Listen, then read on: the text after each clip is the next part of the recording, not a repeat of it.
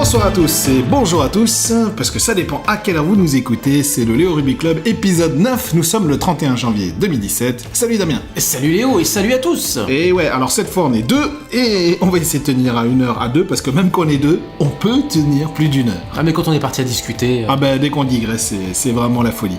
Alors au programme cette semaine, nous allons parler beaucoup des 6 nations, puisque c'est l'actualité. On va bien sûr revenir sur les résultats du week-end, on va parler du destination qui va démarrer le week-end prochain. Oh mais ça veut dire qu'il n'y a plus de championnat Aussi. Ah et voilà. Eh bien c'est alors, ça. Pas le week-end prochain, voilà. Mais on en aura doublons. Exact. On expliquera le principe aussi des doublons par la suite. Donc pour commencer cette période de destination, on va commencer par le débat assez classique quand on démarre une compétition, c'est qui va gagner le tournoi destination, donc le pari des 2 chroniqueurs qui sont présents auprès de vous. Ensuite, je vous expliquerai pour la question de la semaine ce qu'est le crunch, puisque le premier match de l'équipe de France, c'est en Angleterre contre l'équipe du 15 de la Rose. Et donc, il y a un terme qui est souvent utilisé dans les médias, ça s'appelle le crunch. Je vais vous expliquer d'où ça vient et pourquoi on utilise ce terme-là. On fera ensuite la carte postale, et cette semaine, on va aller aux Philippines. Les palmiers, les îles, tout ça. Et le rugby. Et le rugby, exactement. On va voir ce qui se passe là-bas, donc Damien nous fera une petite carte postale, non, plutôt une grosse carte postale même dessus, je pense, parce qu'il y a pas mal de choses à dire. Sur le temps qu'on aura, surtout. Oui, exactement, mais je pense qu'il y a beaucoup de choses à dire. Ensuite, le gros pays de rugby, mais amateur. Oui, tout à fait, voilà. Tout à fait. Les billets d'humeur de Damien et de moi-même, et ensuite, quoi suivre le week-end prochain, ce qui est plutôt une évidence pour certains d'entre vous, mais il faut savoir qu'il y a d'autres rugby qui va se dérouler le week-end prochain, au-delà du tournoi des 6 nations. Allons-y. Première séquence, on va commencer par les résultats du week-end. Atlantique, Stade Rochelet. Atlantique, Stade Rochelet. Les jaunes et noirs nous font vibrer. Alors Damien, ce qu'il faut retenir du week-end précédent. D'abord, on va commencer par le top 14 qui a repris après la fin de la phase de poule de la Champions Cup et de la Challenge Cup, avec ce qu'il faut retenir. Alors moi, je vais mettre ce que j'ai retenu. D'abord, une très belle victoire de La Rochelle à l'extérieur contre Toulon. Qui prend la tête du classement d'ailleurs. Qui prend du classement, parce que Clermont, oui j'ai bouffé Clermont a fait match nul. C'est ça, a fait match nul à l'extérieur contre Bordeaux-Bègles, ce qui n'est pas un si mauvais résultat à l'extérieur. Ah non mais ils sont toujours 2 devant avec un trou derrière. Exactement, puisque derrière c'est Montpellier qui a 7 points de retard sur Clermont.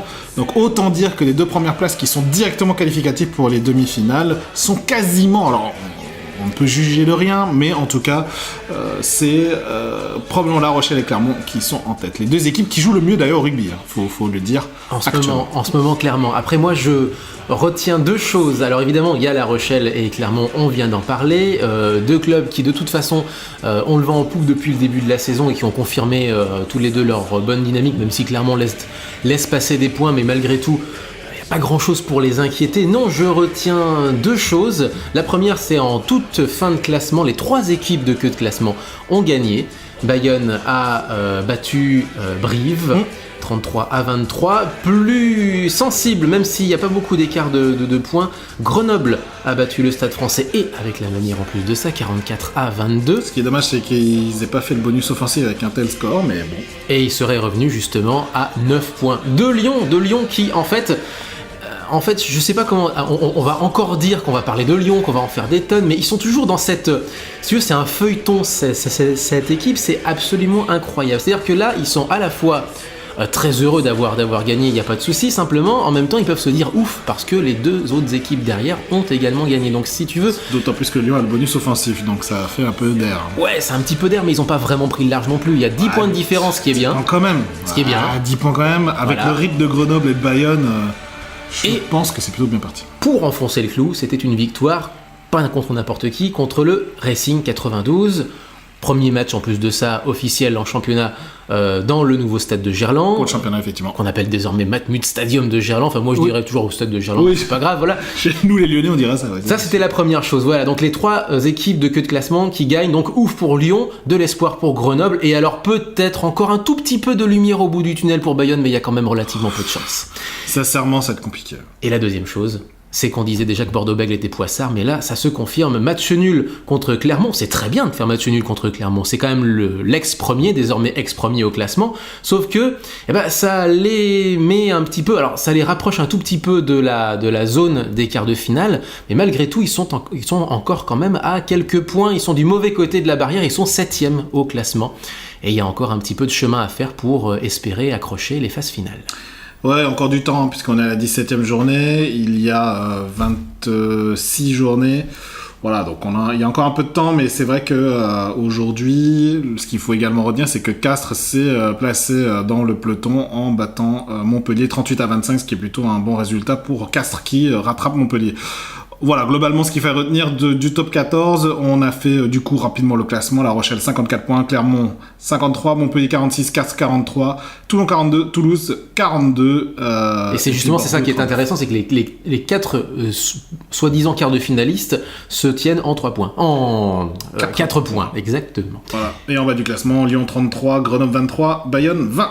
Voilà pour le top 14. On enchaîne immédiatement avec la Pro D2, la deuxième division, avec la 19e journée. Qu'est-ce qu'il faut retenir ? Eh bien, 3 victoires à l'extérieur, et notamment Biarritz qui réalise la superbe opération du week-end en battant Angoulême, parce que Biarritz revient à la 6e place, et qui est totalement inespéré à cette période de la saison, alors que Biarritz était assez loin en début de saison, voire même proche de la 15e place relégable en Fédéral 1. Et ben là, ils sont aux portes de la 5e place.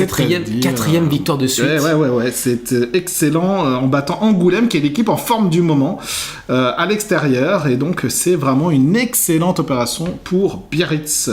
Dans le match des mal classés, c'est malheureusement Vannes qui fait les frais, puisque Dax a battu Vannes 22-16 à l'extérieur, et ça c'est vraiment très mauvais pour Vannes, puisque Dax reprend du large, et surtout voit Béziers prendre le large également, puisque Béziers a pris le bonus offensif contre Aurillac 25-9, ce qui laisse Vannes à plus de 7 points derrière Béziers, et Albi à égalité avec lui à l'avant-dernière. Exactement, suite de ce feuilleton où il y en a 3, dont un finira à couillon. Pour l'instant, Béziers a largement pris, il est devant avec cette victoire sur Aurillac avec bonus. Vannes, tu l'as dit, a perdu, et Albi s'est incliné contre Oyonnax 54-16. Donc on se retrouve avec Vannes et Albi avec le même nombre de points. Vannes qui surnage.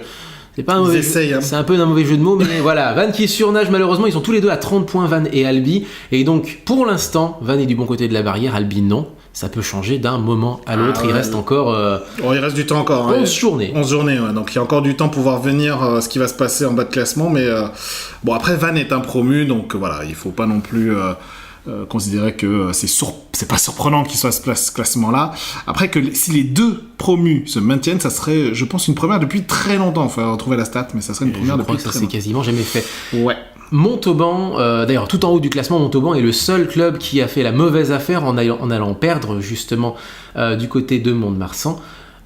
Dans ce duel d'ailleurs de haut de classe, de haut de tableau, puisque Mont-de-Marsan est 5e, et donc tu te retrouves avec Oyonnax premier avec 58 points, deuxième Agen 56 points, troisième Montauban donc qui tombe 54 points, Colomiers juste derrière 4e 53 points, et Mont-de-Marsan 5e avec 52 points. Et après il y a un petit gap, 4 points qui séparent Mont-de-Marsan et Biarritz, qui est victoire d'écart. Ouais. Voilà, à la porte. Voilà, à la porte 48 points. Mais c'est inespéré pour Biarritz, c'est vraiment inespéré, donc on va voir ce qui va se passer, si la dynamique va durer jusqu'à la fin de saison, mais en tout cas Biarritz, bonne dynamique. Allez, on va passer à la Fédérale 1, poule élite, 15e journée, avec un match remporté vers Tarbes, et ce qu'il faut retenir, c'est Massy qui maintient la pression sur Bourg-en-Bresse en dominant Bourg-en-Bresse, justement. Donc Massy recolle à 36 points avec Bourg.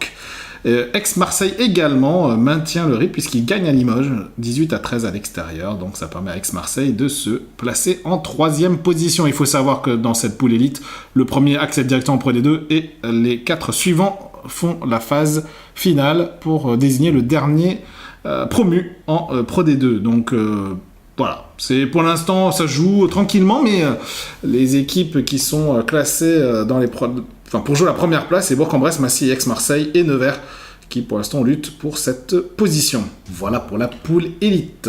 Et on enchaîne avec les filles peut-être alors. Il y a un match en retard, puisque les filles ne jouaient pas toutes ce week-end. C'est un match en retard Caen contre Rennes. De la 12e journée.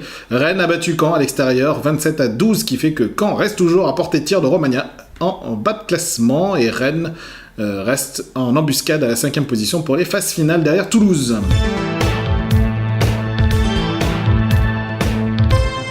On enchaîne tout de suite. Est-ce qu'on peut parler un petit peu de l'étranger vite fait ou pas Ou alors tu veux enchaîner encore sur des résultats français? Alors non, on va justement aller à l'étranger. J'allais partir au Japon, mais est-ce que tu as autre chose que le Japon? Non, je garde ça pour la fin puisqu'on va partir en Angleterre, puisqu'on a un club, non, on peut y aller directement puisqu'on a un club qui vient de disparaître, en tout cas de la carte du rugby professionnel en Angleterre, c'est les London Welsh, qui sont désormais donc radiés de la 2e division du Championship, et donc il n'y aura pas de relégation.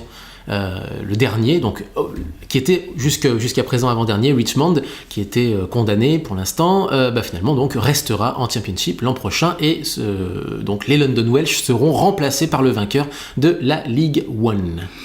Yes, ce qui est une triste histoire, parce que les London Welsh étaient un club, je dirais, une place forte du rugby anglais, donc une bien triste fin. Après, bon, comme tout club qui se met en liquidation, ils reviendront peut-être par la petite porte, par les divisions inférieures. On va aller au Japon, puisque c'était la finale du All Japan Championship. Oui, je n'ai pas fait les matchs de oui, alors qui a gagné le All Japan Championship? C'est les Suntory. Eh oui, c'est le champion en titre, le champion de cette année, qui a gagné de nouveau contre les Panasonic Wild Knights, 15-10. Donc, ils font le doublé. C'est leur 7e All Japan Championship pour Suntory, ce qui est quand même assez impressionnant. Contre les Panasonic Wild Knights, et il y a une petite actualité au niveau des Panasonic Wild Knights, puisqu'il se murmure, et c'est Japon Rugby Net qui le disait, il se murmure que les Wild Knights pourraient être la matrice d'une 2e franchise en Super Rugby pour le Japon. Et pour ce faire, les Wild Knights déménageraient du département de Gunma au nord de Tokyo, mais très loin au nord de Tokyo. C'est un peu comme l'Oise pour Paris, pour vous donner une idée. Gunma, c'est un petit peu Beauvais, pour vous donner une idée, voilà, par rapport à Paris. Eh ben, ils iraient à l'équivalent de Cergy-Pontoise, par exemple, tu vois, un peu plus loin, relié par le métro, etc., etc. Donc ils iraient un peu plus près, effectivement, du côté de Saitama, pour un nouveau stade, et qui donc leur permettrait d'être à la fois un gros club badass en championnat et un gros club une grosse franchise de Super Rugby. Pour l'instant, tout ça n'est encore qu'à l'état de projet. Après, c'est sûr que c'est l'avenir, parce que le Super Rugby a pour objectif de créer des conférences équilibrées, puisque aujourd'hui il y a 2 conférences sud-africaines. Donc il serait peut-être bon effectivement d'équilibrer avec une conférence, on va dire, asiatique au sens Asie centrale et de l'Est du coup. Et puis effectivement la poule sud-africaine avec la franchise argentine qui serait toujours rattachée à cette poule. Oui, alors pour les matchs, pour votre info, pour les matchs de relégation-promotion au Japon, il y avait 3 matchs. Les clubs de Top League ont gagné. Donc, voilà, aucun club qui était menacé de relégation n'a perdu. On va pas s'attarder. Hein. Donc voilà, la hiérarchie a été respectée, pas de surprise. On passe. Et on voudrait rentrer en élite? Non, on veut pas. Non, il n'y a pas de problème. Il n'y a pas de problème. Allez, on va passer au rugby à 7, à moins que tu aies une actualité sur le rugby à 15 qui resterait, mais on va passer au rugby à 7 avec le tournoi de Wellington. Alors déjà, la première chose qu'il faut retenir, c'est qu'il y avait personne dans le stade. Mais alors, c'était impressionnant. C'était vide, mais d'une force. Mais je m'attendais à ce qu'il y ait beaucoup de ressortissants des îles, puisqu'il y a quasiment plus de Samoans d'ailleurs dans la région de Sydney qu'il y en a dans les Samoa même, mais je pensais qu'il y aurait plus de monde qui viendrait voir, si tu veux, son équipe d'origine, si j'ose dire. Ça n'a intéressé personne en Nouvelle-Zélande. C'est impressionnant. C'est qui met fortement en danger le tournoi de Wellington, hein, parce qu'il y a des fortes rumeurs comme quoi on pourrait déplacer le tournoi de Wellington au Fidji, puisque ça marche super fort au Fidji. Donc les Fidji sont prêts à accueillir un tournoi de 7 à la place de Wellington, parce que là c'est la cata. Enfin, très clairement, c'est la cata. Mais je crois que j'ai dit Sydney dans ce que je viens de dire, mais oui, je voulais dire justement dans la région de Wellington et d'Auckland. Et il y en a beaucoup. Et c'est vrai que tu parles du Fidji, et c'est effectivement là où pourrait migrer ce tournoi, dans le sens où Suva, la capitale des Fidji, c'est la plus grosse ville parmi les archipels environnants. Ouais, des archipels environnantes. Et donc, aujourd'hui, ce tournoi de Wellington Seven, on va le résumer assez rapidement. Je vous ai fait 3 questions lors du dernier podcast. Premièrement, l'équipe de France peut-il atteindre le dernier carré ? Non. Ils ont atteint la Cup, c'est-à-dire qu'ils sont qualifiés pour parmi les 8 meilleures équipes en deuxième journée. Dans la bonne moitié. Dans la bonne moitié, mais ils ont perdu leurs 2 matchs de la deuxième journée, éclatés par l'Afrique du Sud, futur vainqueur du tournoi, 45-0 quand même. Et ensuite, ils ont perdu contre l'Argentine de justesse, puisqu'ils menaient assez largement en première mi-temps, mais malheureusement, ils se sont fait effondrer en deuxième pour se faire rattraper par l'Argentine, ce qui fait que la France finit 7ème, comme lors de leur premier tournoi à Dubaï. Ce qui est plutôt un résultat correct. Alors pourquoi je dis ça ? J'en parlerai lors de mon billet d'humeur sur Vakatawa. Je pensais que ton billet d'humeur, ce serait les Japonais qui se sont fait taper par les papous, non ? Non, ça c'est plutôt prévisible. Et le Japon, de toute façon, à mon sens... Non, ils ne sont pas fait taper par les papous. Ah non, c'est vrai. Ils n'ont pas pu les rencontrer. Ils n'ont pas pu les rencontrer parce qu'il n'y a pas de match. Il n'y a plus de match de classement final. Voilà, finale. Pour faire moins de matchs. Donc, du coup, ça fait ma 3e question la semaine dernière. C'était est-ce que le Japon va finir dernier ? Oui, ils ont fini dernier. Donc ça, par contre, j'avais raison. 0 victoire. Mais alors, vraiment, 0 victoire. Oui, c'était un peu facile. Ils ont perdu contre la Russie, notamment, en deuxième match de deuxième journée. Ce qui fait que c'est très mauvais pour leur classement. Par rapport à la Russie qui était avant-dernier devant eux. Et ton vainqueur, c'était... Et mon vainqueur, c'était les Fidji. Je pensais qu'ils allaient pouvoir, puisque c'est à côté, la Nouvelle-Zélande et le Fidji, je pensais qu'ils allaient pouvoir se rebiffer. Eh bien, il semblerait que l'Afrique du Sud soit l'équipe de cette saison, puisque c'est vraiment l'équipe extrêmement forte de cette saison, avec notamment 2 arguments extrêmement forts. Pardon, c'est Senatla, un joueur magnifique, avec une course, mais extrêmement impressionnante, une vitesse de pointe, mais vraiment extrêmement impressionnante, que ce soit avec ou sans le ballon. Et relativement facile à reconnaître sur le terrain, d'ailleurs, si vous allez voir... Avec les dreadlocks colorés, puisqu'on a plusieurs. Ouais, exactement, il y a plusieurs dreadlocks, il y a dreadés, en tout cas sur le terrain. Il y a plusieurs dreadés, effectivement. En Afrique du Sud. Je sais pas comment dire ça, mais. C'est ça, je sais pas du tout comment le dire. Et surtout, alors j'ai vu 2-3 matchs de l'Afrique du Sud, c'est surtout un jeu de passe à la Seven, mais typique, avec des passes par-dessus l'épaule, des passes en chistera, des passes après contact, des jeux en 2 ou 3 contre 2 ou 1, vraiment un jeu à la Seven où on joue dans les zones. Ce qui est important dans le rugby à 7, je ferai probablement un dossier là-dessus.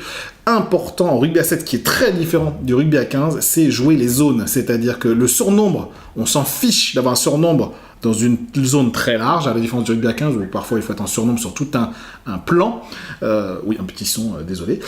Et il faut donc bien comprendre que le surnombre peut avoir lieu dans une zone très restreinte. Dans une zone beaucoup plus restreinte, parce qu'en fait, il n'y a pas de deuxième rideau, ou s'il y a un deuxième rideau, il n'y a qu'un joueur. Donc, en règle générale, avec la vitesse, on marque très rapidement. Il y a beaucoup d'esquives. Voilà pour. Et donc, au rugby à 7, beaucoup d'esquives et de courses. Au rugby à 7, je pense qu'il faut que notamment l'équipe de France comprenne l'objectif est souvent de jouer des zones très courtes avec des soutiens du porteur du ballon. 2 peuvent suffire pour déborder une zone et aller courir très vite.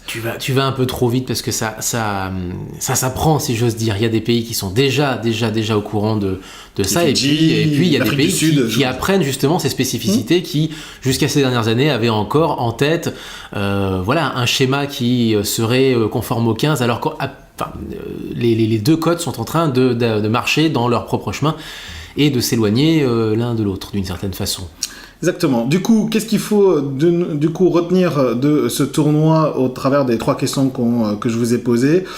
Que l'Afrique du Sud donc a remporté la médaille d'or de ce tournoi, la médaille d'argent revient aux Fidji qui se sont hissés jusqu'à la finale, mais ils n'ont pas résisté à l'Afrique du Sud, qui sont vraiment impressionnant, parce que même les Fidji, qui normalement est la référence du rugby à 7 en termes de jeu, se sont fait complètement dominer. Tous les Fidjiens, alors déjà que le stade n'était pas très rempli, tous les Fidjiens qui ont perdu la finale, et ils étaient quand même relativement nombreux, comme je le disais, il y a quand même beaucoup de gens qui sont issus d'une diaspora fidjienne, ont quitté le terrain. Les Sud-Africains, en fait, pour résumer, ont gagné leur titre, ont reçu leur trophée, et dans un stade quasiment vide. Exactement. Et donc, la médaille de bronze, revient à l'Écosse, qui ont battu le Canada en match de médaille de bronze 28-22. L'Écosse qui est une équipe très surprenante en rugby à 7, parce que le rugby à 15, ils sont beaucoup moins forts, mais il semblerait qu'ils aient trouvé une bonne génération de joueurs en rugby à 7. Moi, je suis pas étonné, en fait. Je suis pas étonné, parce que déjà l'année dernière, on avait senti que c'était carrément possible de faire mieux que les Anglais, qui sont, tournoi, voilà, et qui sont pourtant habituellement les Anglais la grosse cote parmi les îles britanniques. Mais non, les Écossais ont leur coup à jouer et ça se voit justement. Surtout qu'ils ont battu l'Angleterre en quart de finale, l'Angleterre qui était le précédent vainqueur du précédent tournoi. Donc bien joué l'Écosse, très très bien joué. Au classement, après 3 tournois, l'Afrique du Sud 63 points, Fidji 51 points, Angleterre 49 points, Écosse 44, la France est 7ème avec 28 points dans un peloton central composé du Pays de Galles, de l'Australie, de l'Argentine et du Kenya et des États-Unis et du Canada. En bas de classement, les Samoa 13e 11 points, la Russie 14e 8 points et le Japon bon dernier avec 3 points. Prochain tournoi le week-end prochain. Ça fait partie effectivement de ce qu'il faudra suivre le week-end prochain. C'est toujours 2 par 2. Exactement, c'est toujours 2 par 2. Ça sera à Sydney, au Seven, et non plus à Gold Coast.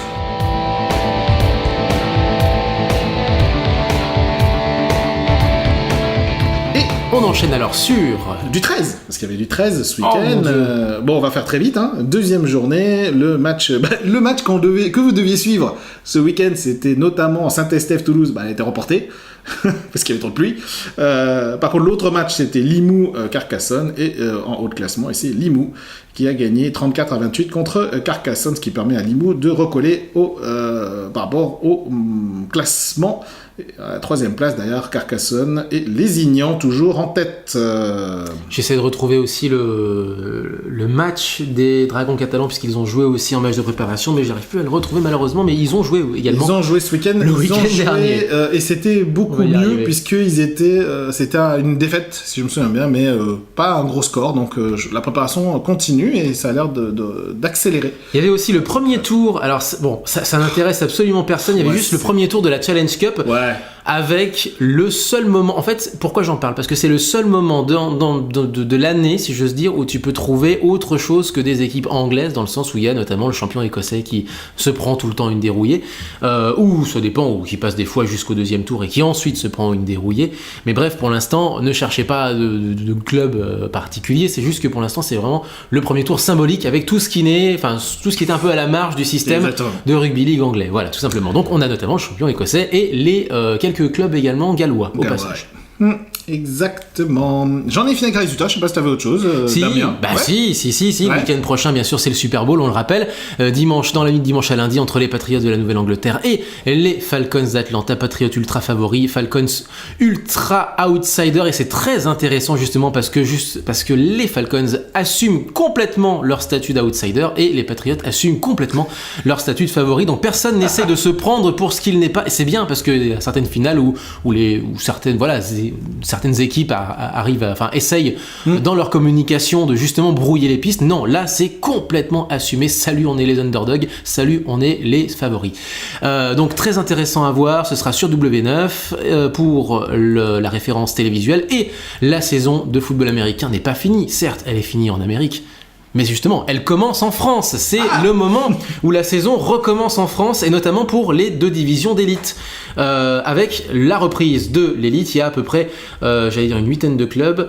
Il y a 8 clubs exactement, avec notamment l'arrivée parmi les promus des Falcons de Bron-Villeurbanne. Ça, c'était pour la région lyonnaise au passage. Ils sont promus. Voilà, qui sont promus, et c'était l'occasion de faire un petit big up au passage. Donc voilà, c'est une saison qui est relativement courte en France, qui commence donc le week-end prochain, 4 et 5 février, et qui va se terminer fin mai. Et la phase finale se déroulera ensuite au cours du mois de juin, et d'ici la fin du mois de juin, on aura le champion de France. C'est une saison relativement courte. Ouais, mais comme aux États-Unis, c'est assez ramassé, c'est exactement pareil. De toute façon, le football américain, c'est extrêmement physique, donc ils ne peuvent pas non plus se trop traîner. Et puis les chaleurs de l'été, les footballeurs américains, ils supporteraient pas. Ça serait très compliqué. Donc, tu nous feras suivre. Du coup, championnat élite France. Championnat élite. Tu nous suivras ça. Très bien. Avec juste pour dire, parce que c'est quand même, t'as des noms qui sont quand même assez folkloriques. C'est vrai. Les Falcons de Bron-Villeurbanne, les Falcons de Bron, puisqu'ils jouent techniquement à Bron, mais il y a Villeurbanne à côté. Il y a le boulevard périphérique entre les deux. En fait, le stade est juste sur le périph'. Et t'as les Cougars de Saint-Ouen-l'Aumône, qui ont été plusieurs fois champions de France. Les Argonautes d'Aix-en-Provence, on parlait de Provence Rugby, ils ont aussi du ballon ovale du côté américain du terme. Les Dauphins de Nice, le Flash de la Courneuve, multi-champion champions de France. Les Panthers, les Black Panthers de Thonon-les-Bains, qui, il me semble, dans mes mémoires, ont peut-être encore leur live TV, ce qui vous permettrait, vous, de regarder les matchs. Je sais pas s'ils l'ont encore, mais moi, pendant un temps, ça m'a permis de regarder certains matchs en live streaming. Les Gladiateurs de la Queue-en-Brie, aussi en région parisienne. Les Léopards de Rouen et donc les Falcons de Bronville-Urbanne. Tu nous feras une explication de comment est structuré le championnat, du coup, tu nous feras une petite structure. Je vous fais ça d'ici la semaine prochaine, il n'y a pas de souci. Super. Eh bien, en tout cas, c'était donc ce qu'il fallait retenir de ce week-end. On va passer au dossier de la semaine. C'est qui va gagner le tournoi Destination.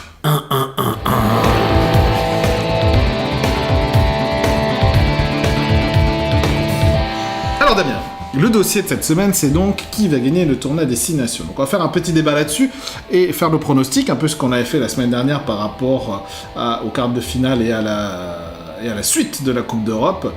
On va faire un peu la même chose sur le tournoi des 6 nations. Alors il faut savoir, juste pour votre info, chers auditeurs, que le tournoi des 6 nations est composé de 6 nations européennes, qui sont normalement les 6 nations les plus fortes de l'hémisphère nord. Qui sont historiquement les plus anciennes également. Il y a les nations anglo-saxonnes et irlandaises, donc il y a l'Angleterre, il y a l'Irlande, il y a le Pays de Galles et il y a l'Écosse. Normalement, à la base, c'est que ça. C'est ça. C'est le à championnat l'origine du britannique, le Home Nations Championship. Championship. Il y a donc à l'origine 4 nations. L'équipe de France, à un moment de l'histoire du tournoi, est invitée par les 4 nations pour intégrer ce tournoi. Et croyez-le ou pas, elle a toujours ce statut à l'heure actuelle. Exactement, il est toujours en Invitational Team. C'est toujours. Il est toujours invité. Bon, après, l'équipe de France fait comme chez elle en ce moment, au tournoi. C'est comme la reine d'Angleterre, c'est-à-dire que elle est censée signer des décrets, mais c'est les décrets qui sont apportés, il n'y a plus qu'à foutre une signature dessus, voilà. C'est ça, donc du gouvernement. Le Premier ministre, il arrive, tiens, il y a ça à signer, si tu signes pas, il y aura pas de valeur juridique, et en plus, elle n'a pas le droit de refuser, en plus, la reine, donc t'imagines un peu. Et donc, l'équipe de France est invitée, et la 6e nation, puisque jusqu'au la fin des années 90, c'était le tournoi... 2000, pile poil. 2000. Le tournoi des 5 nations, et l'Italie a été invitée à son tour dans le tournoi pour s'appeler désormais le tournoi des 6 nations. Avec, après, moult débats qui durent encore aujourd'hui. Alors, parmi ces 6 nations, quelles sont les nations qui peuvent remporter ce tournoi ? Alors, je vais commencer cette fois-ci, moi, par donner mes favoris, et notamment mon favori. Eh bien, vu la configuration, parce qu'il faut savoir que le tournoi Destination, c'est 5 matchs. Sauf que c'est 5 matchs avec des matchs à domicile et des matchs à l'extérieur. Sauf que comme il y a 6 nations, il y a 5 matchs, ce qui fait que les nations, une année, font 3 matchs à domicile et 2 matchs à l'extérieur. Et l'année suivante, c'est 2 matchs à domicile et 3 matchs à l'extérieur. Donc voilà, intégrer le fait que c'est sur un cycle de 2 ans finalement que se passent les vrais rapports de force, puisque si on reçoit l'Angleterre cette année, on se déplacera chez eux l'an prochain. Non, c'est en Angleterre. D'ailleurs, c'est en Angleterre cette année, donc on les recevra l'an prochain, et ça vaut pour toutes les équipes, et c'est réglé comme du papier à musique. Exactement. Et cette année, donc, c'est effectivement cette fois-ci nous qui allons aller en Angleterre, ce qui fait qu'on est dans la disposition la moins favorable cette année. Ce qui fait que l'équipe de France, même si je suis plutôt optimiste parce qu'on a vu du mieux, on avait fait un podcast sur la fin des test matchs où j'étais assez pessimiste, enfin j'étais très casseur par rapport aux résultats et au réalisme, puisque j'étais au match notamment contre l'Australie. Après, on peut être clair, ça c'est reste comme des réglages, c'est du test match. Et ça reste mieux qu'auparavant en termes de jeu, mais il va falloir gagner. Et le tournoi des 6 nations qui va arriver est une épreuve sur le feu pour savoir si les progrès vont se matérialiser en victoire. Par contre, je m'attends pas, très sincèrement, pour le prochain match, à ce que la France batte l'Angleterre chez elle. Pourquoi ? Parce que l'Angleterre est forte. Eddie Jones a instillé, et là il y a eu un bel article dans le Middle rouge, le Middle du lundi, un bel article avec une interview que j'adore de Eddie Jones qui explique sa philosophie de jeu, et celle notamment d'une philosophie où il laisse beaucoup les joueurs faire du rugby. Lui, il dit, les joueurs, ça doit faire du rugby, courir, physique, sauter, etc. J'en m'en contrefous. Moi, je veux que les joueurs soient bons avec le ballon ou sans le ballon. Ce qu'on appelle l'intelligence rugby. Voilà, ce qui est l'inverse, en fait, de son prédécesseur, Stuart Lancaster, qui partait du principe, en schématisant à fond, qui partait du principe que comme c'est des joueurs qui ne se voient que à certains moments de l'année, il est important d'instaurer une certaine discipline et de dire qu'ils ne sont pas en vacances, les joueurs. Et donc il y avait une surdiscipline qui faisait que les joueurs ne prenaient aucun plaisir. En tout cas, c'est l'argumentation d'Eddie Jones qui disait il faut justement leur donner du plaisir de jouer. Ce qui n'était pas le cas de Lancaster qui disait on n'est pas en vacances les gars. Exactement.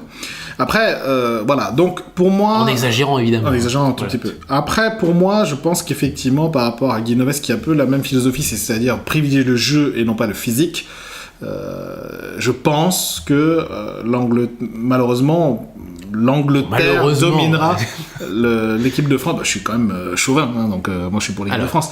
Donc l'Angleterre dominera la France, et par ce biais-là, je pense que l'Angleterre gagnera le tournoi Destination. À mon sens, parce qu'elle est probablement supérieure à l'Irlande en termes de préparation, en termes de dynamique. Elle est aujourd'hui supérieure à l'Irlande, et clairement, par rapport aux deux autres nations que sont l'Écosse et le Pays de Galles qui sont en dessous aujourd'hui, l'Angleterre est dans une excellente dynamique. Donc moi, je vois l'Angleterre gagner. Après, la vraie question, c'est Grand Chelem ou pas. Alors Grand Chelem, je vous l'expliquerai un jour, mais Grand Chelem, ça veut dire gagner tous ces matchs. C'est-à-dire que quand on fait les statistiques en fait de tel ou tel tournoi, c'est bien de gagner un tournoi, mais en plus de ça, si on a remporté tous les matchs, on peut se la péter encore plus d'une certaine façon. Donc on a justement ce qu'on appelle le grand chelem, c'est-à-dire d'avoir non seulement remporté le tournoi, mais en plus de ça, avoir gagné contre tout le monde. Ouais, exactement. Donc aujourd'hui, moi je mise sur l'Angleterre pour ce tournoi. Après, France deuxième. Le problème, c'est que moi aussi, en fait, je mise également sur l'Angleterre, mais je mise vraiment sur l'Angleterre dans le sens où, alors, on n'a pas beaucoup parlé de Eddie Jones. Eddie Jones, si vous ne le connaissez pas plus que ça, vous l'avez vu à la dernière Coupe du Monde avec l'équipe du Japon battre l'Afrique du Sud. Donc déjà, ça en dit long sur la pédagogie. C'est lui. Non, mais ça en dit long sur la pédagogie d'un type qui arrive justement à instaurer en fait dans l'esprit des Japonais qui ont un gros complexe d'infériorité, faut dire ce qui est. C'est une jeune nation, mais malgré tout par rapport à d'autres jeunes nations du même bord, si j'ose dire, du même classement, du même tiers, et même vraiment dans le voisinage au niveau du classement mondial. Au niveau de la Coupe du Monde, les Japonais avaient vraiment un déficit de confiance, notamment parce que simplement ils avaient gagné qu'un seul match avant l'Afrique du Sud. Le seul match qu'ils avaient gagné, c'était en 1991. Rendez-vous compte, alors que le reste du temps, ils arrivent à aligner quelques petites victoires en test match. Il a réussi à mettre dans leurs esprits justement le fait que c'était possible, et en plus de ça, évidemment avec la préparation la préparation physique et mentale qui va avec, et technique qui va avec. Imaginez bien qu'ils sont passés de quasi... Donc un type qui maintenant est à la tête de l'Angleterre, un type comme ça qui est à la tête de l'Angleterre, vous imaginez bien que le mec il va leur dire mais vous savez quoi, mais personne va vous résister quoi. C'est comme la personne qui effectivement est passée de Japon n'a gagné qu'un match en Coupe du Monde durant toute l'histoire jusqu'à l'équipe du Japon qui bat l'Afrique du Sud et gagne 3 matchs.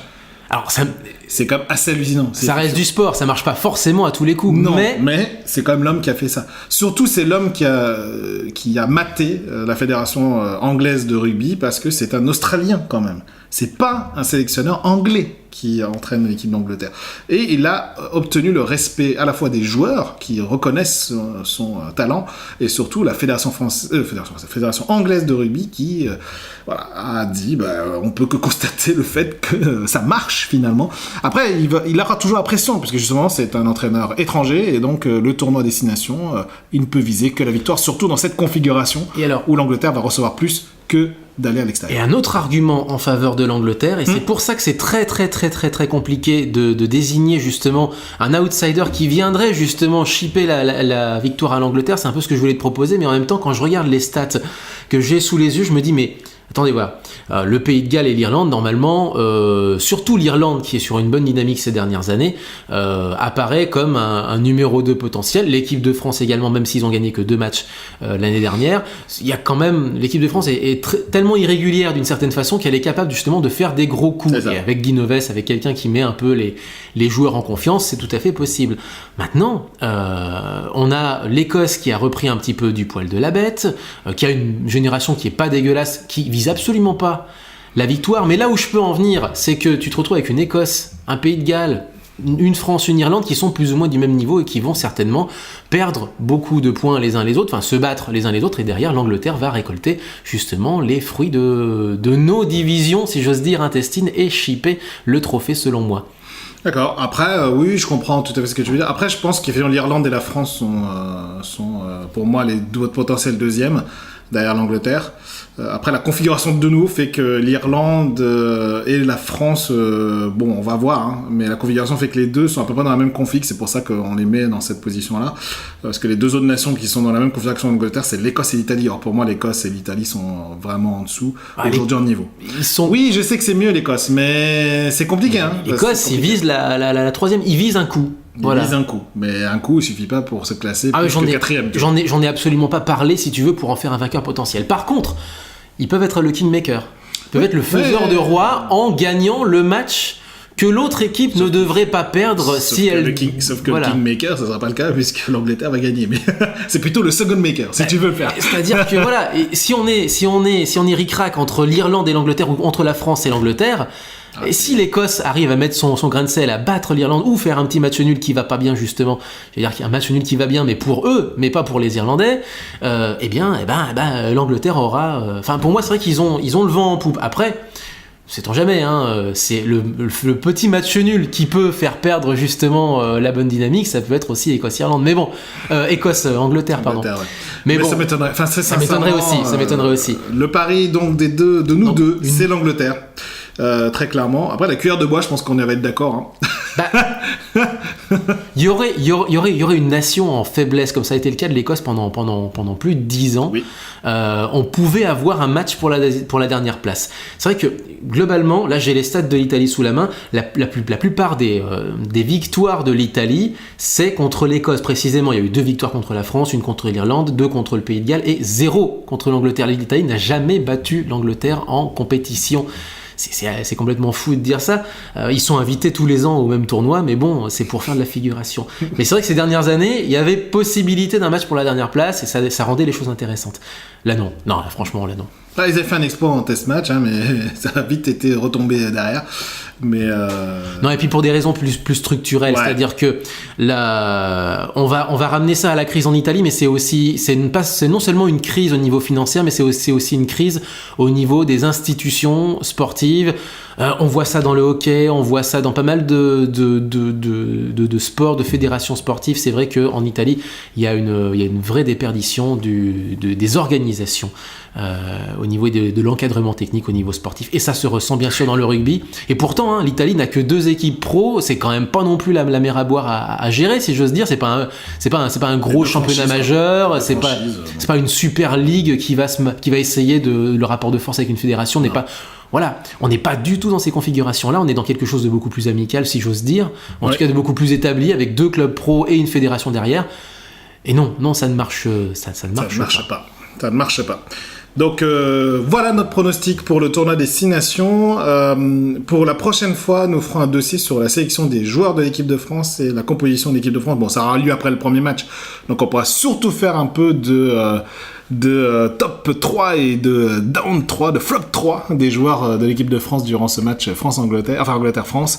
J'ai notamment une dent contre Bastaro, j'arrive pas, mais vu les blessures... Tout de suite, toi, ok. Vu les blessures, Neves n'a pas eu le choix, il a fallu sélectionner Bastaro, mais j'étais désespéré. Bastaro, du coup. Oui, c'était pas le choix, parce qu'il y a eu plein de blessés, mais j'étais désespéré quand je l'ai appris sur Twitter, j'ai fait un tweet désespéré. Allez, on a fini avec... Est-ce que tu veux dire un petit mot des filles? Toi, comme ça, en deux secondes, tu verrais qui, toi, chez les filles Chez les filles, la France de nouveau. La France aussi. Pour la deuxième fois. En première, hein. Oui. Parce que de nouveau, non, chez les garçons en Angleterre, mais chez les filles, la France. Pour la deuxième fois, effectivement, parce que la France est dans une excellente dynamique et que la cohésion est là. Peut-être un peu plus de renouvellement, si je me souviens bien de la sélection, il y a un peu plus de jeunes qui ont intégré l'équipe de France à 15. Après, ce qui peut perturber l'équipe de France, c'était l'éviction du sélectionneur de l'équipe de France féminine, récemment.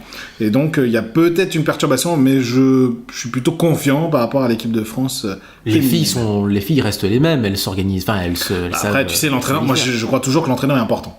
Je sais pas pourquoi les commentateurs disent souvent, enfin Oui. certains commentateurs disent que l'entraîneur ça ne sert pas à grand chose, si les joueurs ou les joueuses luttent contre l'entraîneur, ça se voit sur le terrain de toute façon. Ouais, et puis surtout un entraîneur qui est pas bon en termes notamment de plan de jeu, ça n'entraîne rien du tout en termes d'équipe parce que c'est un collectif, c'est un jeu Tu as collectif. confiance en le nouveau justement, non? Pas forcément. Je vais voir. Tu vas voir. On va observer. Justement, hein, c'est son baptême de feu parce que s'il gagne pas le tournoi destination féminine, féminin, ça sera une vraie désillusion. Surtout dans la configuration dans laquelle elles sont actuellement, c'est-à-dire que ces 3 dernières années, elles ont été championnes 2 fois. Elles ont été premières, alors même sur pire encore, depuis 2010, elles ont été deuxième, première. Donc t'imagines, sur 6 nations, qui sont les mêmes 6 nations d'ailleurs que ce qu'on a. Pendant quelques années, ça a été l'Espagne qui avait remplacé l'Italie comme équipe invitée. Voilà. Mais du coup, voilà, pour l'instant, c'est les mêmes 6 nations que chez les garçons. Dernière chose, et je reviens juste chez les garçons 2 secondes, je rappelle que depuis 1967, toutes les années en 7, l'équipe de France a gagné le tournoi des 6 nations, donc on peut peut-être croire à un alignement des planètes. Je te parlais de l'Écosse qui justement pourrait être le kingmaker, on sait jamais, le petit match nul contre les Anglais, on sait jamais. Et voilà, donc depuis 67, et c'est vrai, c'est une stat, depuis toutes les années en 7, 67, 77, 87, 97, 2007... Eh bien, il y a eu toujours une victoire. Enfin, la France a toujours, dans ces années-là, gagné le tournoi des 6 nations. Voilà, il faut remonter à 57 pour retrouver la dernière fois où une année en 7 n'a pas été favorable aux Bleus. Tu veux miser une grosse cote, allez-y, misez la France. Voilà, grosse cote. Je miserais l'Angleterre, moi, perso. Allez, on en a terminé avec notre dossier de la semaine. On va enchaîner avec la question de la semaine, qui a un rapport avec le premier match. Pourquoi Angleterre-France s'appelle le crunch ?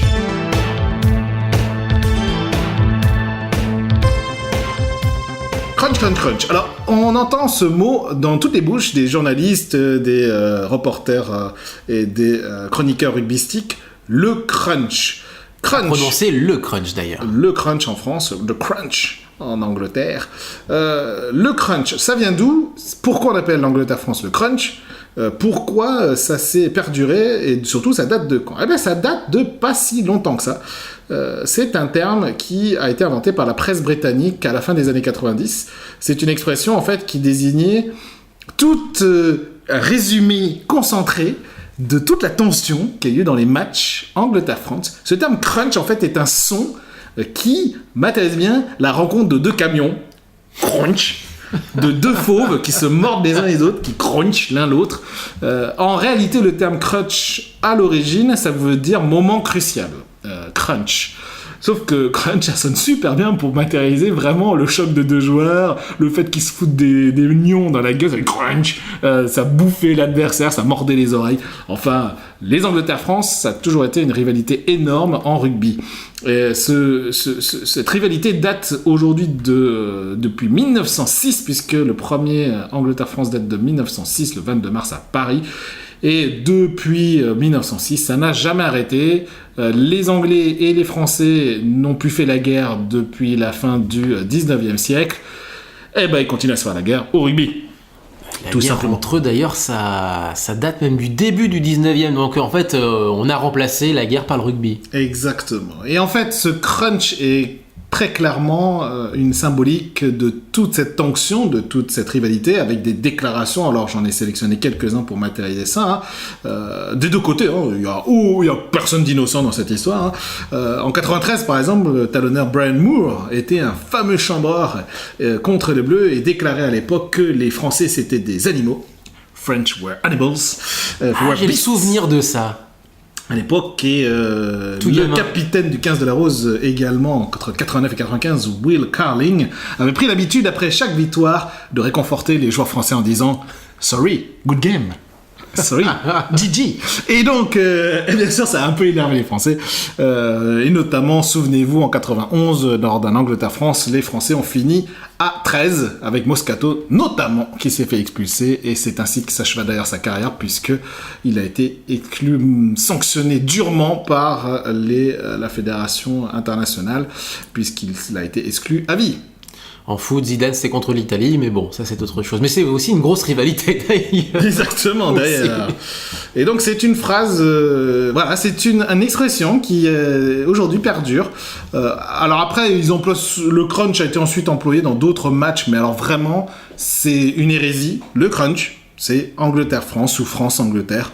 Mais en réalité, c'est Angleterre-France. Le crunch originel, c'est Angleterre-France.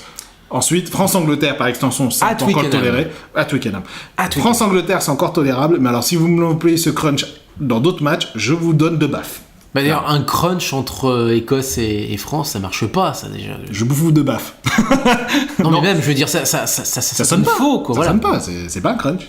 Et puis, il y a des gens qui commencent à balancer ça pour les matchs en France. Non, mais j'en fous de baffes, quoi. Ah non, ça peut pas. C'est comme derby. si... Tu dis un derby à la limite. Mais c'est comme appeler un match entre Perpignan et le Stade Français un derby. C'est... Exactement. C'est pas. Non, non. C'est pas un derby. À la rigueur, si. Le derby des stades, ça n'existe pas. Tu vois. D'ailleurs, c'est aussi une preuve qu'on manque un peu aussi de vocabulaire, dans le sens où il y a quand même beaucoup d'autres termes qui peuvent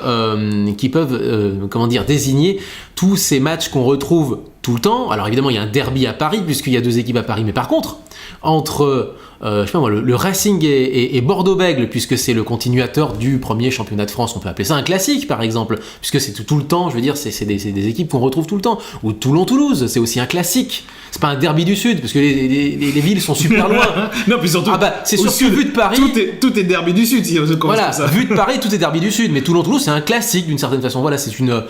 Voilà, tu aurais pu dire en rouge et noir, c'est le match en rouge et noir, je sais pas, tu fais ce que tu veux, mais... Il y a le choc rouge et noir, voilà. C'est ça. Non, bon, on peut trouver plein de monde. Crunch, non. C'est vrai que ça ne désigne que les matchs entre Angleterre et France. Moi, je dis pour les deux, c'est-à-dire que même si ça se passe au Stade de France, ça reste quand même un crunch, ça reste quand même aussi disputé que si c'était à Twickenham. Je veux dire, ça reste la grande rivalité France-Angleterre. Allez, on va enchaîner avec la séquence suivante, et ça va être une séquence qui va se dérouler dans les îles, une séquence qui va se dérouler dans les mers turquoises. C'est une séquence qui va se dérouler en Philippines.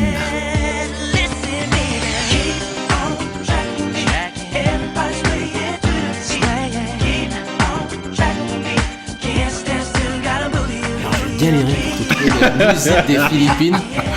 La P-pop, il n'y a pas ça. La P-pop, non. P-pop. Là, tu sais, Billy Crawford, il est philippin. Et en plus de ça, qui est à la télé, en fait, qui est devenu host à la télé. Donc, tu vois, il passait de la chanson au talk show, tu sais, un peu Arthur, tu sais, ou à la manière de... Voilà. C'est parti pour les Philippines. Et les Philippines, eh bien, ils aiment bien le combat. Ils aiment bien le basket, ça c'est sûr et certain. C'est vraiment une grosse partie de leur sport collectif. Mais ils aiment aussi beaucoup la boxe.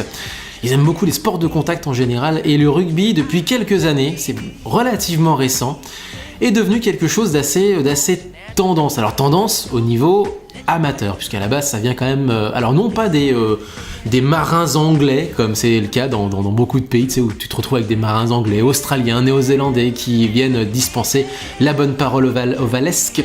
Non, là c'est les exilés philippins en Australie, en Nouvelle-Zélande, dans d'autres pays de la région, et qui ont découvert le rugby, ou qui sont même nés à l'étranger, en fait, qui font partie de la diaspora philippine, et qui sont venus justement, eux, distiller la bonne parole à la place des marins britanniques. Donc voilà, vous l'aurez compris, l'Ovalie aux Philippines c'est super récent, et on joue à peu près à tout. C'est-à-dire qu'il y a par exemple une petite équipe de football américain qui s'est lancée aux Philippines et qui a joué les qualifications qui se déroulaient sur un match pour la Coupe du Monde qui a eu lieu en 2015, et qui a eu lieu d'ailleurs dans l'un des points d'origine du football américain, canton dans l'Ohio, au passage. Mais alors ils ont perdu genre 86-0 contre la Corée, c'était leur premier match, et depuis en fait, et vous allez m'en entendre parler assez régulièrement dans ce descriptif, c'est que en fait les Philippines cherchent de plus en plus en fait des adversaires d'une certaine façon. Alors, ils jouent aussi en 13, et en 13, c'est, si j'ose dire, du sérieux amateur évidemment, mais du sérieux quand même, dans le sens où ils ont créé, dans le cadre de la Confédération asiatique, où il n'y a pas grand chose qui se passe, ils ont créé une Coupe d'Asie. Alors une Coupe d'Asie, ils se sont dit hey, c'est cool, on va faire un match inaugural et puis on verra si d'autres personnes veulent nous suivre. Il y a eu un match contre la Thaïlande 2 années de suite, donc une double confrontation. 2 fois c'est les Philippines qui ont gagné, donc 2 fois les Philippins peuvent se targuer d'être champions d'Asie sur un match. Et malheureusement, aucun pays ne les a suivis. Les Japonais sont un peu à la traîne. Enfin bref, il y a pas. Enfin, pour l'instant, ça, voilà, c'est très très très très silencieux à ce niveau-là. Ils ont quelques matchs comme ça. Là aussi, ils ont réussi à trouver justement un match annuel, un petit match de gala annuel contre les universitaires coréens. D'accord. Par contre, les gens du football américain, ils galèrent aussi de trouver des adversaires assez régulièrement. Et puis on joue au 15 en Asia Rugby Championship, le fameux championnat à plusieurs divisions, comme on a nous d'ailleurs le championnat d'Europe avec le 6 nations B, C, des choses comme ça. Ils sont tout le temps entre la division 2 et 3. Ils ont fait une apparition comme ça en 2013 en Asia, enfin vraiment en division 1 où ils se sont fait évidemment, vous vous en doutez, taper. Mais il faut savoir qu'il y a quand même du potentiel dans le sens où la plupart des Philippins jouent soit dans les équipes de seconde ou troisième zone en Australie, en Nouvelle-Zélande, soit au Japon. Ils jouent dans le championnat professionnel japonais. Donc vous allez en retrouver en Top League l'an prochain, en Challenge League, la toute nouvelle D2 japonaise. Vous allez en trouver. Et puis, tu sais très bien, et je le dis toutes les semaines, l'avenir du rugby, c'est le 7, voilà. C'est le 7. C'est le 7, mon gars. Et que se passe-t-il au 7 ? Ça bouge, c'est très très très très récent. Là, vraiment, c'est l'une des pratiques les plus récentes dans le sens où il y avait juste quelques tournois vite fouilles comme ça, notamment des tournois d'Asie du Sud-Est. Tu sais, les jeux d'Asie du Sud-Est, on connaît pas ça en Europe, mais il y a des jeux de sous-région. Nous, on a les jeux méditerranéens, par exemple, si vous connaissez un petit peu, mais par exemple, le nord de l'Europe n'a absolument pas accès à ces jeux méditerranéens. C'est uniquement pour le pourtour de maritime, quoi, si j'ose dire. Et donc, eux, ils ont aussi des jeux de sous-région comme ça. C'est comme ça qu'ils se sont fait un peu la main. Et ça y est, depuis à peu près 2 ans, ils commencent à s'intégrer dans les systèmes, si tu veux, d'Asia Series, de choses comme ça. Ça y est, ça commence un petit peu. Et c'est là où j'en viens à ma statue. Et là-dessus, parce que là, il regarde son chronomètre, il dit on n'aura pas le temps. Mais si, justement, parce que je vais en terminer sur ça. La statue, alors c'est pas un Philippin, c'est une statue importée, mais c'est le sélectionneur, et par contre, c'est pas n'importe qui, et ils ont réussi à avoir alors j'espère pour eux un gros poisson, mais c'est vrai que c'est un nom en soi déjà. C'est le père de Ben Botitsa d'ailleurs, faudrait dire, Frano Botitsa, si vous le connaissez comme ça, qui est un ancien All Black, qui est un ancien Kiwi aussi à 13, donc il a joué haut de code, et donc qui est néo-zélandais, vous en doutez un petit peu, et qui est depuis donc cette année le sélectionneur des équipes de rugby à 7 aux Philippines. C'est ma statue, puisque c'est à peu près le seul joueur célèbre, si j'ose dire, parce que je peux vous en citer quelques-uns qui jouent au Japon, mais vous n'allez pas forcément retenir, si j'ose dire, parce que c'est comme les Roumains qui jouent en France, finalement, c'est des joueurs qui viennent justement s'aguerrir en pro, alors que le reste de l'équipe est amateur. Non, vraiment, ma statue, et on espère justement un développement au niveau, ne serait-ce que déjà au continental, pour commencer, du 7 dans les Philippines. Mais donc, vous l'aurez compris, on joue un petit peu plus au 15 en amateur, quelques-uns en pro, un tout petit peu au 13, un tout petit peu au football américain, mais voilà, on joue pas mal au rugby, ça commence à prendre un petit peu, mais uniquement en amateur. Eh bien, merci Damien pour cette carte postale, Philippines. Ah oui, pour faire le lien avec la semaine dernière, Frano Botitsa est d'origine croate. Diaspora croate. Ah bah tiens, tout est lié. Il a fait un match de qualif. Il a fait un match de qualif de Coupe du Monde pour la Croatie en fin de carrière, genre à 38 balles. Voilà, ce truc. Tout ça pour ça. Eh bien, merci Damien. Je vais te donner le prochain pays. Je t'ai promis un pays au cœur de l'Afrique. Tu vas donc faire la prochaine carte postale sur l'Algérie. Ah ouais, carrément, l'Algérie. Donc je pense que ça va être très intéressant, puisque récemment, si vous ne le saviez pas, il y avait un tournoi des 3 nations maghrébines. Il y a un trination d'Afrique du Nord, entre le Maroc, la Tunisie et l'Algérie. Et donc je pense que tu feras mention la semaine prochaine. Bien évidemment. Alors, on va faire le billet d'humeur, assez rapidement. Tu voulais te moquer de quelqu'un, toi? Non, d'humeur, pas d'humour. Et donc, on va faire nos billets d'humeur assez rapidement, l'un et l'autre. On va passer donc tout de suite à cette séquence.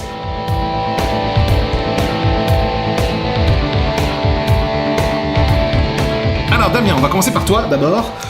Ton billet d'humeur. Bah moi c'est mon billet d'humour justement. Ah bah tiens. C'est Moi l'absus n'était donc pas si mauvais. Et non justement parce que t'as commencé par moi en plus de ça, on s'est même pas concerté Non. pour ça. Mon billet d'humour, c'est on en rit, on en pleure à la fois, c'est la mise en vente du FC Lourdes sur Le Bon Coin. Pas pour de vrai évidemment, c'est un groupe de supporters qui l'a fait, mais ça réussit au moins à faire le buzz et à pointer du doigt et le destin assez tragique finalement de ce club multi-champion de France. C'est quand même assez incroyable, 8 fois champion de France, qui en fait c'est typiquement le club qui a pas réussi à passer le cap du pro, parce qu'ils auraient pu à la rigueur dire oui à la Pro D2 d'une certaine façon. Il y avait je vais dire non, mais ils ont laissé le champ à Tarbes, qui justement a occupé la place des Hautes-Pyrénées, qui vraiment est devenu le porte-drapeau des Hautes-Pyrénées en Pro D2, et ils ont fait le choix des Hautes-Pyrénées. Hautes-Pyrénées, pardon. Exactement. Oui, excuse-moi, Hautes-Pyrénées. Hautes-Pyrénées. Et du coup, ils ont fait le choix de l'amateurisme. Très bien, soit, sauf que derrière, il y a eu du grand n'importe quoi, et ils sont tombés là en Fédéral 2, et ils sont partis pour la Fédéral 3 techniquement. Donc qu'est-ce qui s'est passé ? Beaucoup de mauvaise gestion, évidemment. Et surtout le fait qu'ils ont jamais, non seulement ils ont refusé le professionnalisme, mais d'une certaine façon, au niveau mental, ils ont refusé aussi le professionnalisme, ne serait-ce qu'au niveau de leur organisation, fut-elle amateur. Fut-elle non professionnelle, c'est-à-dire pas dans un objectif de rémunérer les joueurs, etc. Mais quand même dans ça, cohérent, bon Dieu. Surtout, faut gérer économiquement. Ça, c'est bon. Parce que c'est pas parce que t'es amateur que t'es pas. Je veux dire, tu vas pas gérer le budget. Tu peux très bien avoir une organisation à la pro, tout en étant toi-même en statut amateur, et c'est justement ce qu'ils n'ont pas réussi à faire. Exactement. Mais c'est bien parce que ça donne un coup de projecteur sur ce club qui est quand même historique. Ah oui. Lourdes, c'est un peu un club historique du rugby. Il y a une place forte du rugby français qui. Du coup désormais. Désormais, c'est ça, parce que là ça va descendre dans les profondeurs. On peut parler de la Voulte, de Valence, mais tout ça, ces clubs ont fini par fusionner. D'une certaine façon, il y a quand même une continuité, même si Reval se casse la gueule en élite 1 parce qu'ils sont pas au niveau, tout simplement. Voilà. Malgré tout, ils ont essayé de faire quelque chose. De se réunir pour faire quelque chose à peu près cohérent. Donc si vous allez sur Le Bon Coin, vous trouverez le club de Lourdes. Si vous faites une recherche. Je sais pas si ça a été pas enlevé depuis, mais ça n'a pas été enlevé depuis. Moi, mon billet d'humeur, ça va être rapide. C'est le Seven français, et notamment rendez-nous Vakatawa, bordel. Franchement. Mais non, il est en 15, il est bien, non? Je suis dégoûté. Alors je me suis énervé sur Twitter parce que du coup j'ai fait, mais s'il y avait Vakatawa, on aurait pu faire bien mieux au tournoi de Wellington. Après j'avais oublié que le match de Angleterre-France, le crunch, avait lieu si rapidement en fait, parce que du coup il tombe en même temps que le tournoi de Sydney, donc ça aurait été compliqué d'avoir Vakatawa. On l'aura pour la fin de saison. On l'aura effectivement pour la fin de saison à mon avis, en espérant que du coup avec Vakatawa, alors ce qui est assez impressionnant, c'est que même sans Vakatawa, on se débrouille quand même. On n'est pas si, on a notamment un joueur qui s'appelle Barak qui a cassé la baraque justement durant le tournoi de Wellington, qui s'est fait bien remarquer effectivement. Exactement, et donc ça sera peut-être un de nos as, nos aces, nos MVP français. Et avec Vakatawa, ça peut faire des étincelles entre les deux. C'est très intéressant. Et du coup, je n'ai qu'une hâte, c'est que Vakatawa revienne en 7. Ils sont pas au même poste, rassure-moi, non, ça va. Je pense pas. De toute façon, on se débrouillera. Tu sais, le 7, on se débrouille toujours. On peut se débrouiller. Oui, on peut se débrouiller. C'est moins cloisonné que... Il y a moins de postes spécifiques qu'au 15. Voilà, donc c'était mon billet d'humeur. Rendez-nous vite, Vakatawa, en tout cas, dès qu'il sera dispo.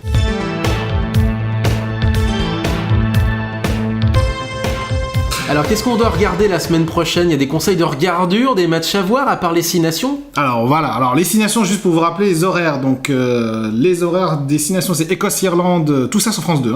Écosse-Irlande, samedi, le 15h25. Le Crunch, Angleterre-France, même jour, 17h50. Et Italie-Pays de Galles, dimanche à 15h.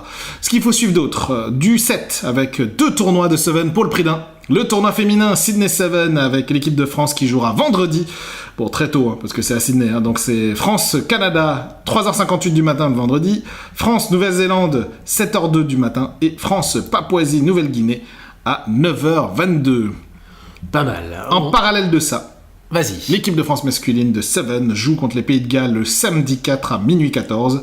Contre les Samoa, le même jour à 3h20. Et les Fidji, là ça va être un gros match, à 9h29 du matin le samedi durant Mouteki.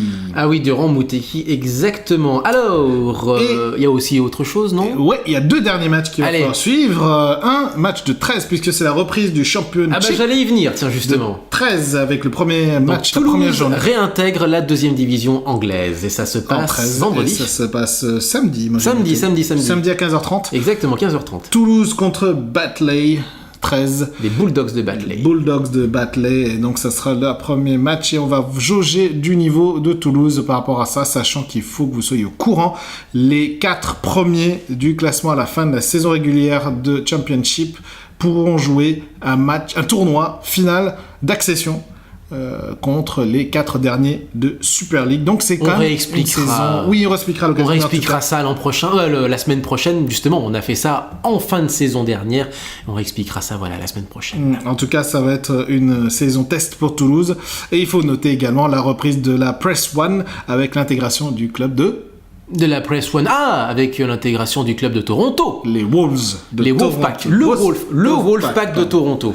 Oui, et les clubs anglais de 3e division vont devoir être tout frais payés à envoyer à Toronto. C'est le parrain du club qui est un milliardaire qui va payer le voyage. Exactement. Et le dernier match qu'il faut suivre ce week-end, c'est bien sûr Super Bowl.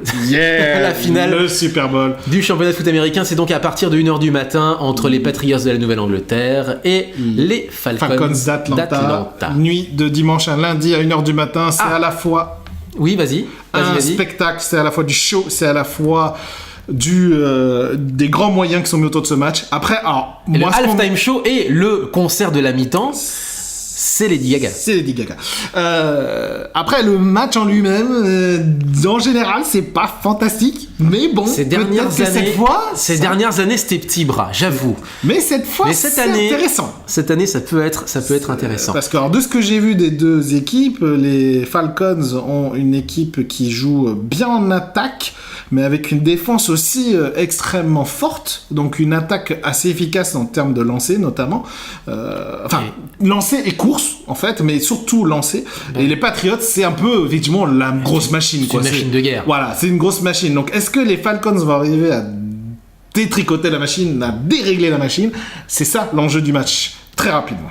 Et alors juste pour en terminer, si vous voulez de l'improbable et découvrir quelque chose que vous n'avez jamais vu, que vous ne verrez certainement pas avant plusieurs mois, parce qu'il n'y a pas vraiment de saison en soi, c'est le rugby à 9, et parce qu'il y a le tournoi de Auckland, qui n'a rien à voir, mais si vous voulez... On a dit qu'on devait donner que ce qu'il fallait suivre. Si vous voulez vraiment... Vous aller dans la 4e dimension, dire mais c'est quoi ce truc là? C'est clair. Déjà que le 7, c'est au niveau déjà que c'est d'une autre dimension. C'est au niveau, moi j'avais regardé le handi rugby pendant les Jeux paralympiques, et c'est vrai que c'était une découverte en soi, parce que du coup t'avais quand même t'avais des règles qui n'ont rien à voir avec rien à voir avec ce que vous connaissez parmi les autres codes, et donc voilà. Si vous voulez vous marrer un coup, je sais pas où vous découvrir, allez-y. Allez sur YouTube. Voilà. Non, mais surtout perdez pas de temps. Non, mais allez sur YouTube. Regardez le résumé. En tout cas, voilà, l'émission en est terminée. On a encore débordé, je pense, un tout petit peu, mais on y est presque. Je suis à 1h01. On est pas mal. On doit faire mieux que la semaine dernière. Merci à tous d'avoir écouté ce podcast. Vous pouvez nous retrouver sur iTunes, sur TuneIn, sur SoundCloud, Léo Rugby Club. Bien sûr, abonnez-vous à la page Facebook Léo Rugby Club et à notre compte Twitter @Léo Rugby Club. Sachez que on est en train de tester sur YouTube une version vidéo illustrée du podcast. On voit si ça fonctionne ou pas, si ça vous intéresse. En tout cas, on va tester ça pendant quelques semaines et voir ce que ça donne. Merci Damien. Merci à toi. Et on se retrouve la semaine prochaine après le Crunch. Salut à tous. Ciao.